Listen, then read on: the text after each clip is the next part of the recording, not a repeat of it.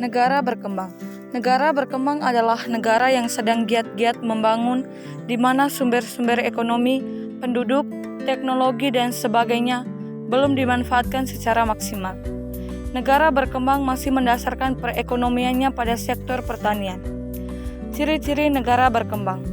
Yang pertama, pendapat per kapita yang cenderung rendah. Yang kedua, keamanan fasilitas kesehatan. Yang ketiga, minimnya fasilitas kesehatan. Yang keempat, besarnya angka pengangguran. Yang kelima, diimpor lebih tinggi dibandingkan ekspor. Di sini, saya mengambil contoh negara berkembang yaitu Mongolia. Mongolia adalah sebuah suku bangsa yang memiliki kaitan sejarah erat dengan bangsa Tiongkok. Secara historis, suku Mongol merupakan suku yang mendominasi wilayah Asia Timur.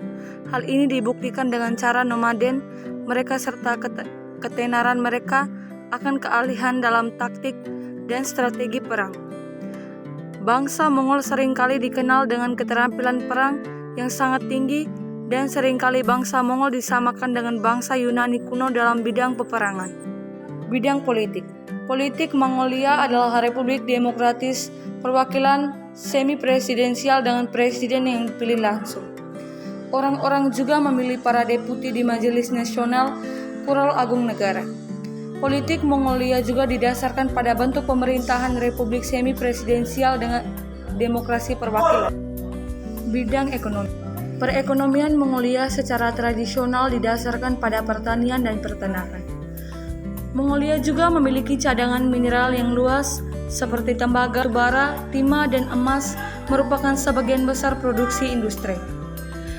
Bantuan Soviet yang mencapai puncaknya sebesar sepertiga produk domestik bruto atau PDB hilang hampir dalam semalam pada tahun 1990 sampai dengan 91 pada saat runtuhnya Uni Soviet.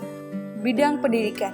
Pendidikan Mongolia telah mengalami perubahan besar pada abad ke-20. Reformasi pendidikan pada masa komunis merupakan terobosan besar terhadap pendidikan tradisional yang seringkali bersifat religius dan esoterik. Reformasi ini mencontoh sistem pendidikan Soviet dan memperluas akses pendidikan bagi warga negara Mongolia. Di antara perubahan tersebut adalah transisi dari aksara tradisional Mongolia dari tahun 1914 hingga 1946 ke alfabet Cyrillic. Melek sebagian besar penduduk menikmati sekolah gratis.